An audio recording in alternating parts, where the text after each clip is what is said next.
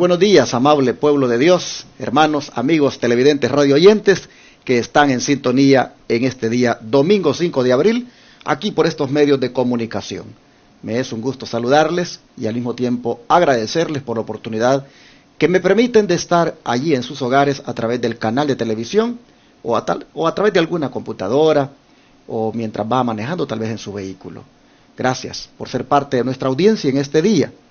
Es un día donde la semana pues comienza tal como estábamos la semana pasada, con cuarentena en muchos lugares del mundo, con restricciones en cuanto a la movilidad en diferentes lugares, pero siempre nosotros confiando en el Señor y clamando para que Él asuma control completo de toda esta situación.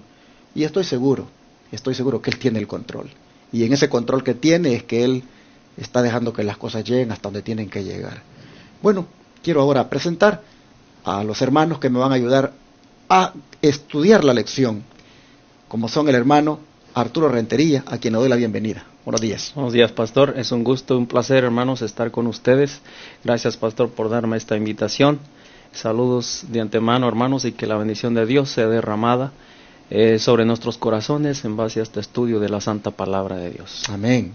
Y el pastor Víctor Argueta, buenos días. Buenos días, pastor. Buenos días, hermano Arturo. Amén. Buenos días, pueblo de Dios. O buenas tardes o buenas noches. No sabemos en qué momento usted esté en sintonía de este programa, pero donde quiera que usted se encuentre, esperamos que la bendición del Señor a través de este estudio le pueda ayudar mucho. Así es que en el nombre del Señor le decimos a todos bienvenidos al programa de la Escuela Sabática. Amén.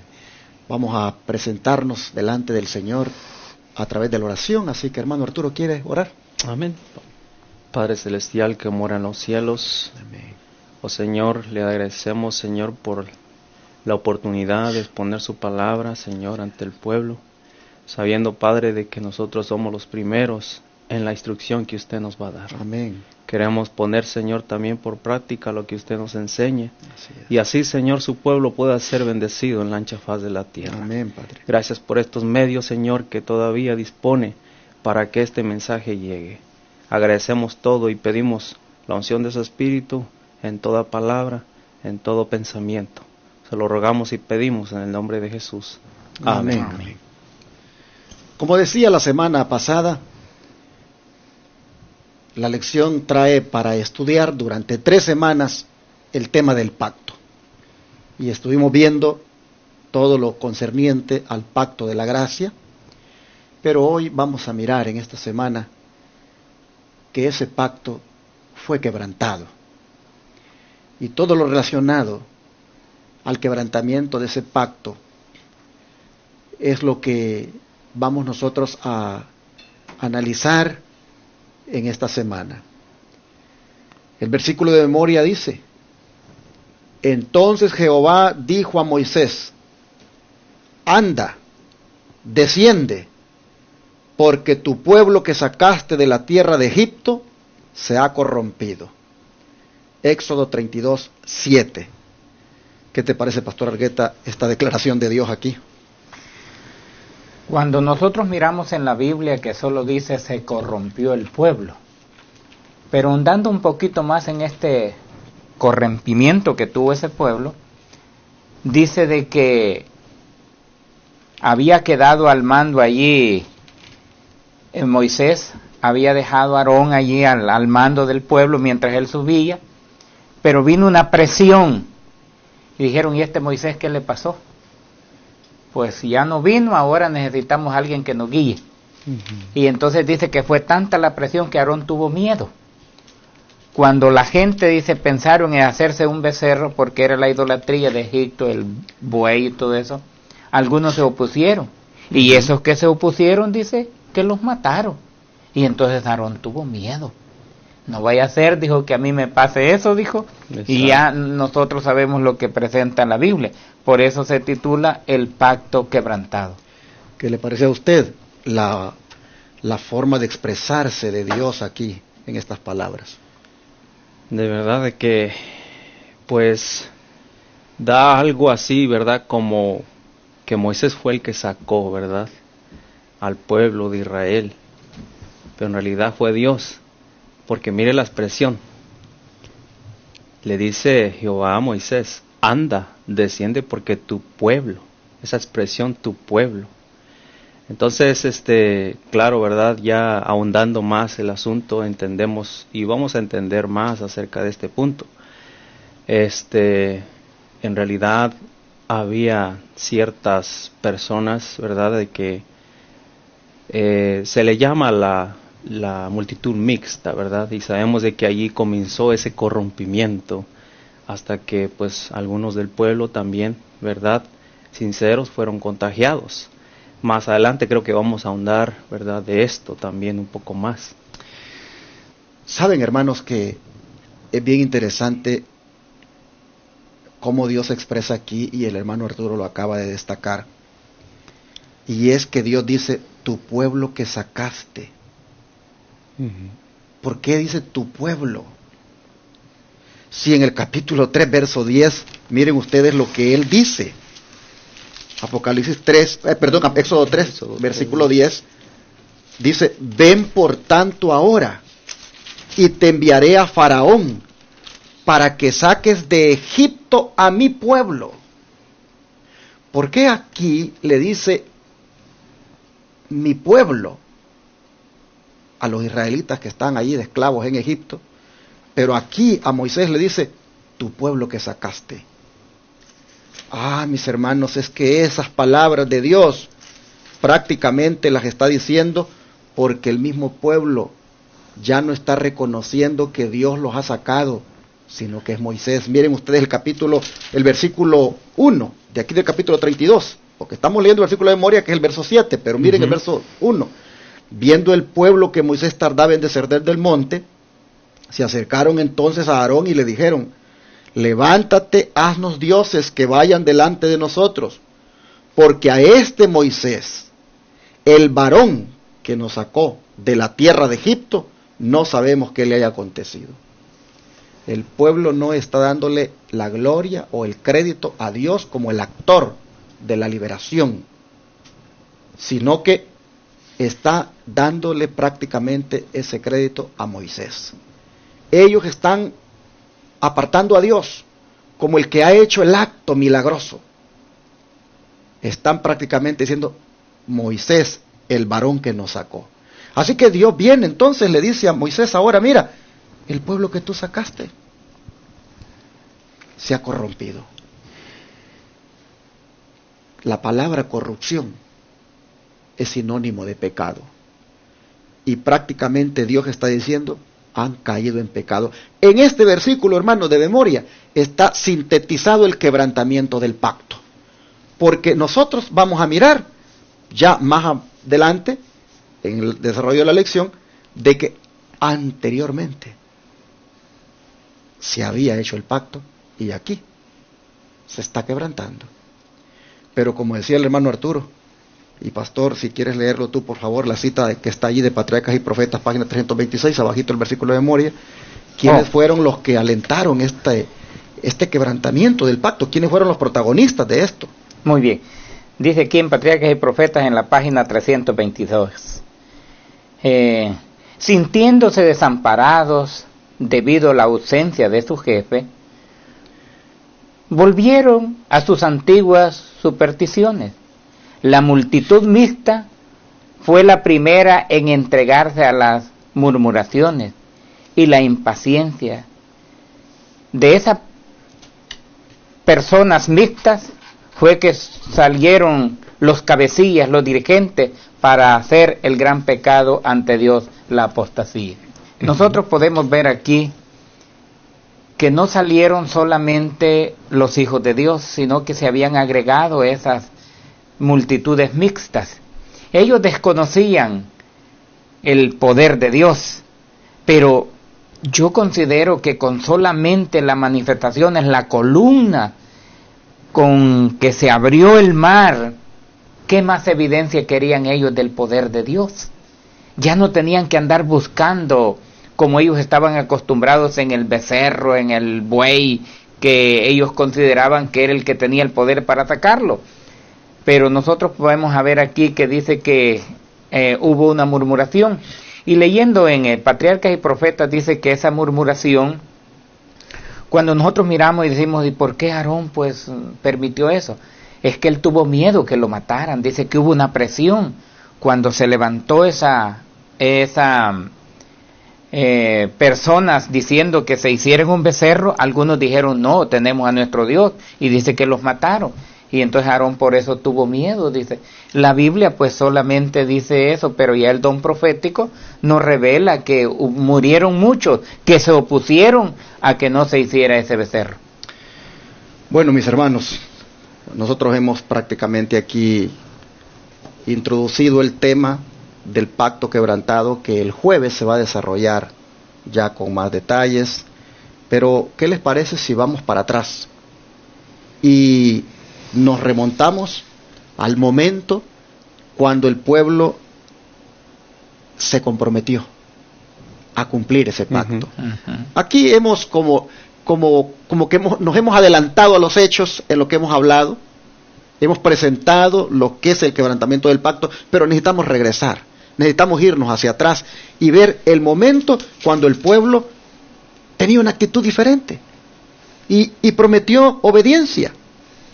¿Qué pasó, hermano Arturo? Según la pregunta número 1, que después de la proclamación de la ley, dice, ¿quiénes fueron llamados al monte? Y a quienes solamente se les dijo que se acercaran al Señor ese día que se iba a hacer el pacto. Amén. Yo creo que la palabra del Señor tiene algo que decirnos respecto a eso en el libro de Éxodo, el capítulo 24, versículos 1 y 2. Dijo Jehová a Moisés, sube ante Jehová tú y Aarón, Nadab y Abiú, y 70 de los ancianos de Israel, y os inclinaréis desde lejos. Pero Moisés solo se acercará a Jehová, y ellos no se acercarán, ni suba el pueblo con él. Y que en esta ocasión nosotros vemos que el Señor había puesto pautas entre quiénes irían al monte, específicamente quiénes. Aquí menciona, dice que Aarón, Nadab, Abiú y 70 de los ancianos de Israel. Pero allí iban a quedar en las faldas del monte y solamente Moisés iba a ascender a donde estaba la presencia de nuestro Dios. El pueblo ya no iba a subir. Interesante acá los que son llamados. Los sacerdotes y los líderes principales del pueblo. ¿Por qué ellos? En primer lugar, ¿a qué están subiendo al monte? Están subiendo al monte porque ahí se va a pronunciar las palabras del pacto. Allí es donde se va a establecer o a ratificar el pacto. Pero ¿por qué estas personas, líderes del pueblo,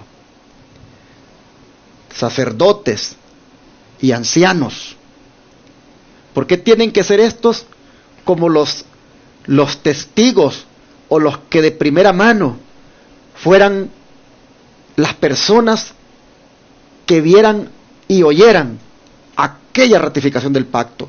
¿Qué se te viene a la mente a ti, pastor? El hecho de pensar que sean estas personas y no todo el pueblo, en primer lugar, los que sean como testigos de aquello. Eran personas que se habían preparado, eran los ancianos, eran los líderes, eran los que iban a lidiar con el pueblo. Eran personas, digamos, que estaban más cerca de Dios. Eran aquellas personas que se habían entregado completamente a Dios. Por eso solo se escogió esa clase de personas, porque podemos decir, los que estaban consagrados a Dios, los que iban a dirigir el pueblo junto con Moisés. ¿Qué se esperaría, hermano Arturo, en ese caso, de estos personajes?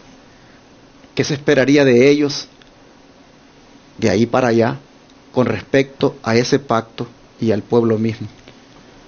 Una responsabilidad grande. Delante de la presencia de Dios, ahora iban a ser pues deudores con Dios y con el pueblo.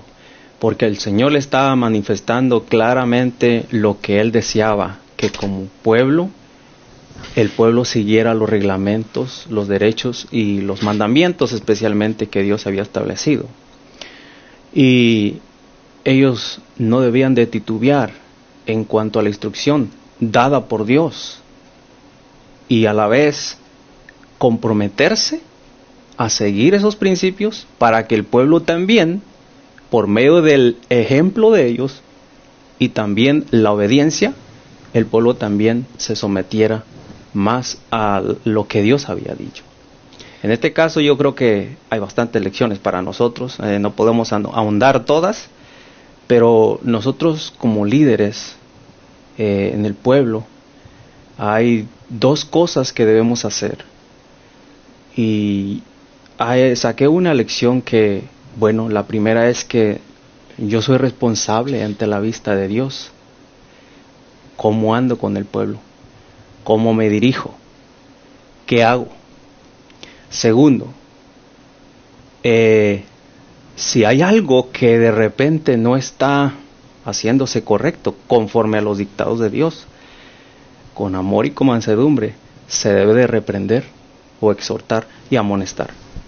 ¿Por qué razón, yo me pregunto, estos líderes no se conectaron, no? Se les olvidó lo que habían visto, y nosotros vemos que los versículos anteriores que hablamos ya, lamentablemente aquí no se encuentra ni uno de ellos, pues en esa profanación que el pueblo hizo, en esa caída que tuvo, no se levantaron como estandartes y atalayas para denunciar el pecado. Es una cosa donde se puede sacar muchas lecciones, y yo quiero nada más descifrar esas pocas lecciones que he encontrado. Pero ¿qué te parece, Pastor Argueta, el hecho de que dice que se inclinaron desde lejos? ¿Qué mensaje nos da a todos nosotros el que estos líderes se hayan inclinado? Estaban en las laderas del monte, no llegaron hasta la mero arriba donde Moisés estaba, pero aún allí se inclinaron. ¿Cuál es el mensaje que tú sacas en esa expresión, se inclinaron? La adoración. Ellos, al decir se inclinaron, adoraron también. Pero qué privilegio tuvieron estos 70 varones de Dios de caminar allá al pie de la montaña. Pues el don profético dice de donde ellos estaban parados, eso se iluminó. Fue un privilegio grande para ellos, pero ellos también adoraron a Dios. Cuando dice que se inclinaron, fueron partícipes, aunque no tuvieron el privilegio pues de poderse meter en la nube como lo tuvo Moisés, pero al decir inclinar es que adoraron a Dios. Yo quiero opinar un poquito aquí, Pastor Argueta, también quiero entender de que esto es un acto de reverencia ante la presencia del Señor. Y aunque no estaban en el lugar a donde estaba Moisés, como dice usted, Pastor, ellos al mirar esa gloria, como dice el hermano, sintieron que la presencia de Dios estaba allí. Y ese respeto, esa es una forma de respeto, de humillación delante de la presencia de Dios. Creo que también, ¿verdad?, como hermanos en Cristo y líderes, nos deja lecciones también. La presencia de Dios, cuando es manifestada, ¿verdad?, debemos de obtener, estar en ese respeto, en esa reverencia que Dios se merece. Claro. Mis hermanos y hermanas, si el pueblo quería un testimonio de lo que había ocurrido allá arriba cuando se ratifica este pacto, pues tenían un testimonio aquí de 74 personas. Acuérdense lo que los apóstoles decían: lo que hemos visto y oído, eso os anunciamos. Y estas 74 personas podían testificar de lo que vieron y oyeron en esa montaña. Así que el Señor quiso asegurarse de que a manera de testimonio toda la gente pudiera saber la grande gloria manifestada por parte de Dios el día que ratificó o que estableció ese pacto ahí en esa montaña del Sinaí.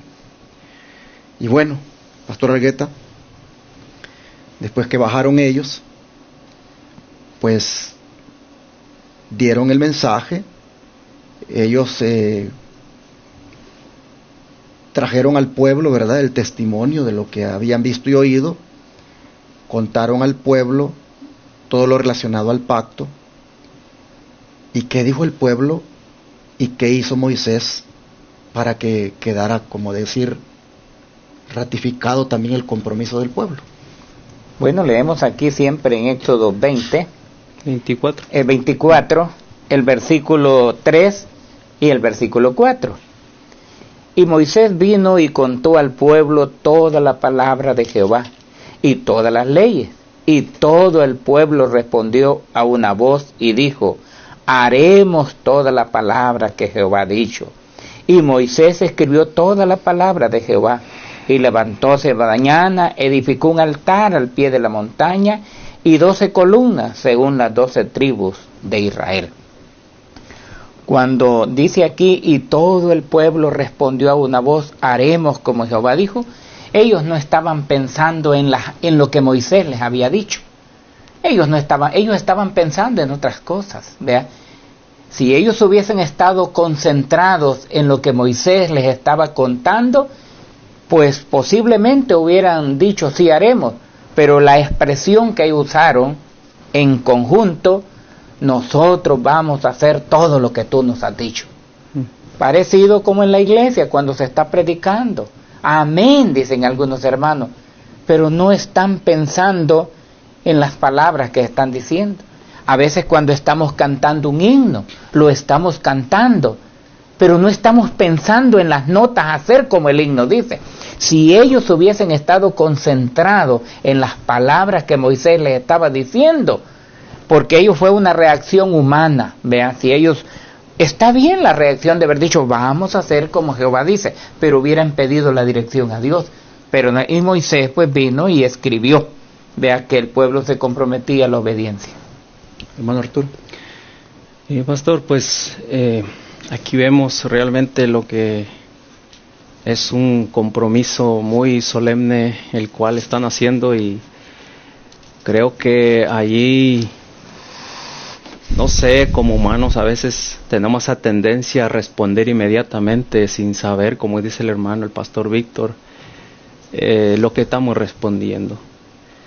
Me viene a mi mente, ¿verdad?, aquel pacto que nosotros hicimos, que nosotros hacemos cuando damos nuestra vida a Jesús, cuando aceptamos a Jesús como nuestro Salvador, hermanos, y nos bautizamos. Hay un pacto ahí que se hace, y hay ciertos reglamentos que se nos dicen antes de hacer ese pacto, y a veces, no sé, ¿verdad?, tenemos tendencia humana, pensamos que ya lo discernimos todo, pero en realidad, hermanos, lamentablemente no lo hemos discernido todo. Y llegamos a hacer el pacto de tal manera de que nosotros no estábamos conscientes. Y yo no sé, ¿verdad?, por la misericordia de Dios a veces es grande con nosotros y nos sigue instruyendo. Yo, en este análisis que estaba haciendo pastores Víctor y pastor Orlando, concerniente a estos párrafos, estos versículos desde el 1 al 6, yo sé que más adelante se va a tocar en las lecciones tal vez otros versículos más, pero quisiera agregar algo, hermanos. Aquí en estas leyes, ¿verdad?, nosotros estamos viendo que hay un compromiso que se hace. El pueblo de Israel hace un compromiso con Dios, al igual que nosotros los cristianos hacemos un compromiso con Dios.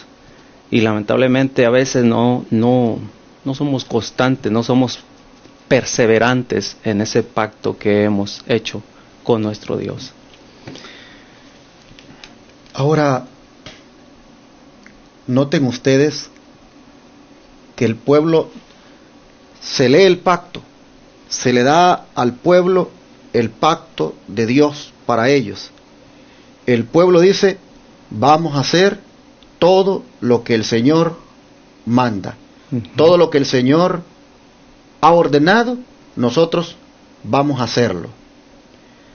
Entonces viene Moisés y dice, pues vamos ahora a hacer aquí un monumento de este compromiso, pero me llama la atención el hecho que dice que de mañana edifica un altar. ¿Y para qué se edifican los altares? ¿Acaso no son para ofrecer sacrificios? Miren ustedes los versículos 5 y 6. Y envió jóvenes de los hijos de Israel, los cuales, dice, ofrecieron holocaustos y becerros como sacrificios de paz a Jehová. Y Moisés tomó la mitad de la sangre y la puso en tazones y esparció la otra mitad de la sangre sobre el altar. Hermanos, el pacto, miren ustedes, va ratificado con sangre. Ya nosotros vamos viendo, ¿verdad?, el simbolismo. Como en el nuevo pacto, en el cual ahora estamos, igualmente ha sido ratificado con la sangre de Jesucristo. Este es un pacto de gracia. Va involucrado el derramamiento de sangre de víctimas inocentes. Siempre ha sido un pacto de gracia, hermanos, el que ha habido a lo largo de la historia. El pueblo dijo, vamos a hacer todo lo que el Señor diga. Y viene Moisés, lo voy a decir en mis palabras, pero no lo pueden hacer, no lo pueden cumplir sin la sangre de Cristo. Así que vamos aquí a sacrificar unas víctimas inocentes, vamos aquí a derramar sangre sobre este altar, porque para cumplir todo lo que ustedes han dicho, necesitan de la sangre de Cristo. Qué interesante, hermanos, este simbolismo. A una sola vez, dice, respondieron, todo lo que Él diga, lo vamos a hacer. Jesús ha dicho, sin mí nada pueden hacer. Así que dice Moisés, vayan a traer unos animales.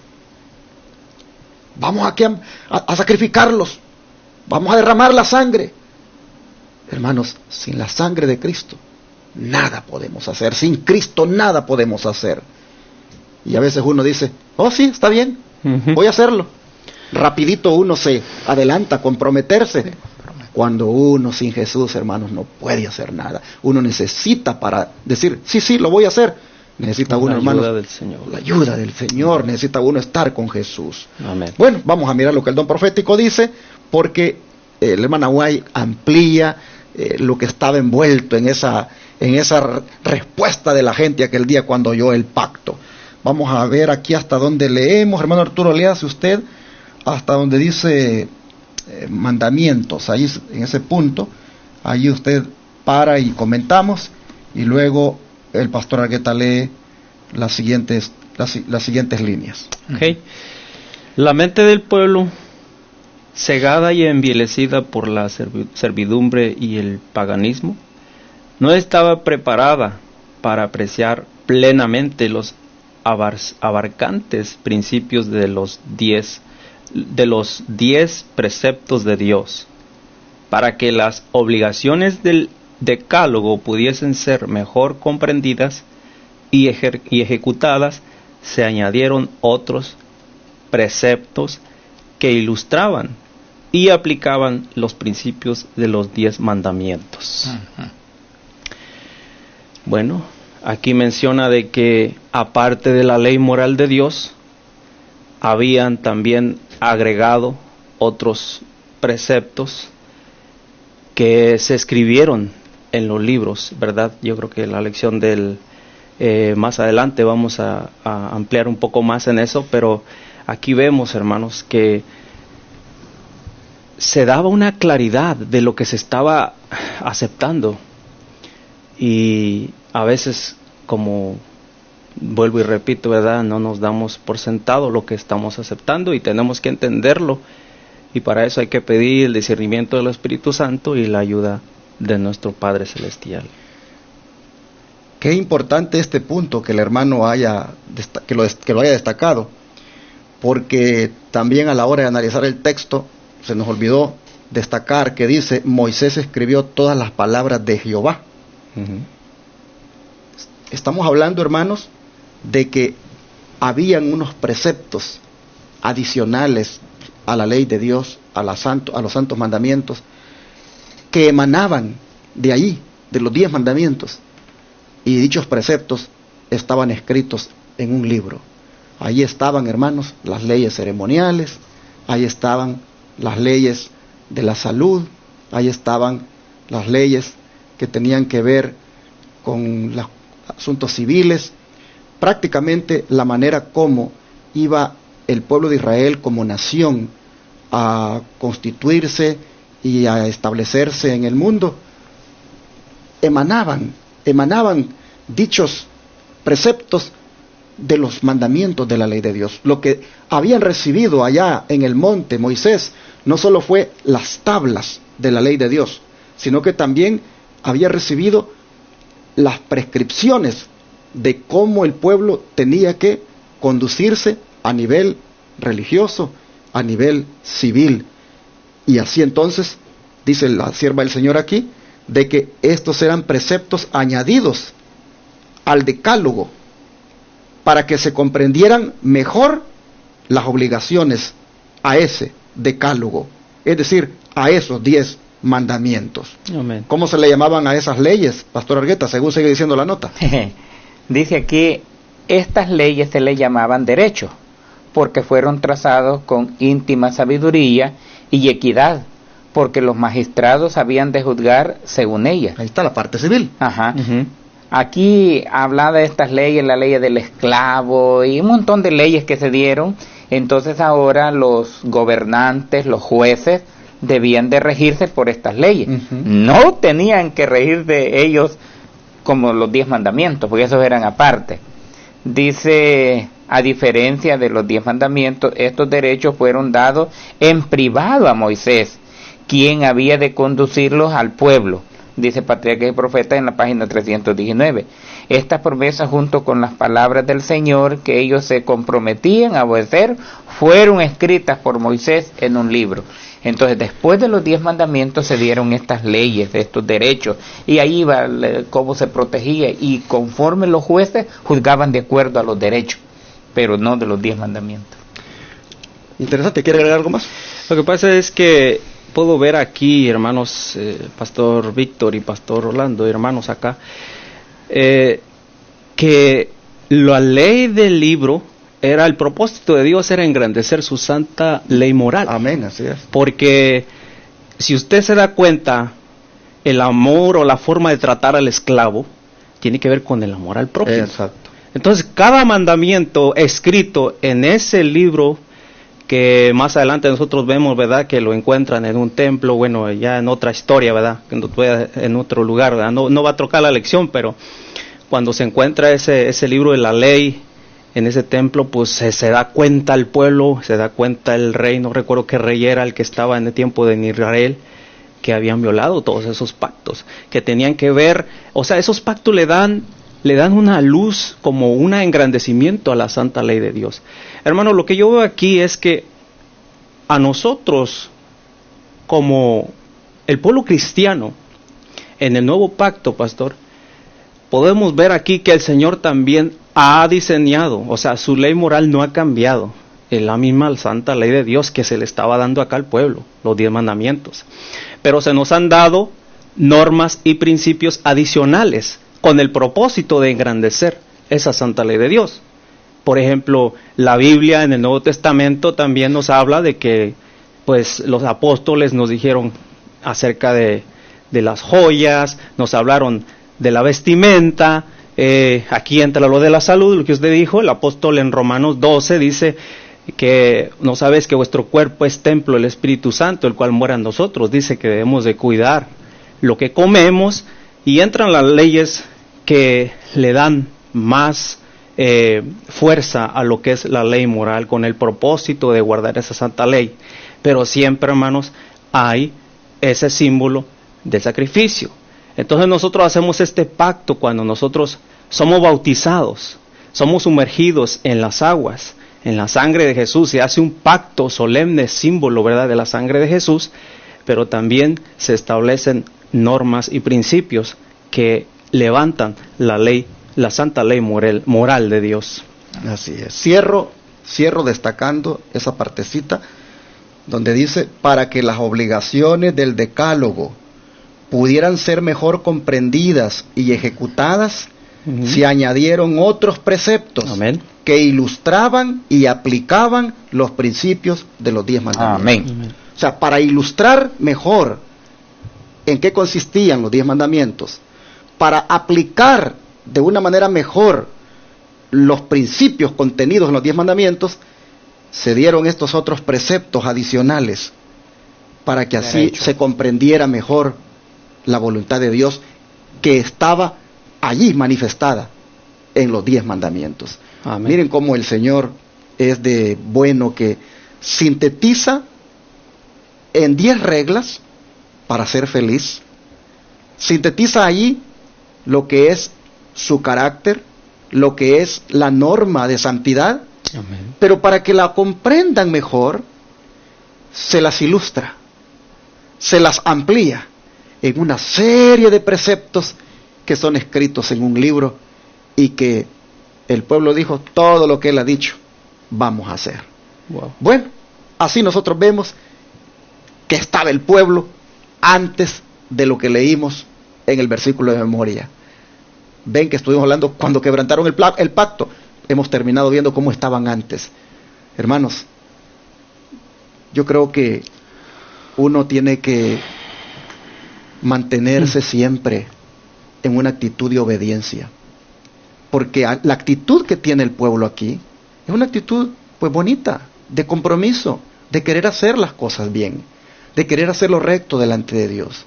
Se comprometen a guardar el pacto, a obedecer los mandamientos, se comprometen a hacer todo lo que Dios manda. La actitud está correcta, va acompañada de sangre inocente, pero el compromiso es algo que vamos a reconocérselo aquí al pueblo.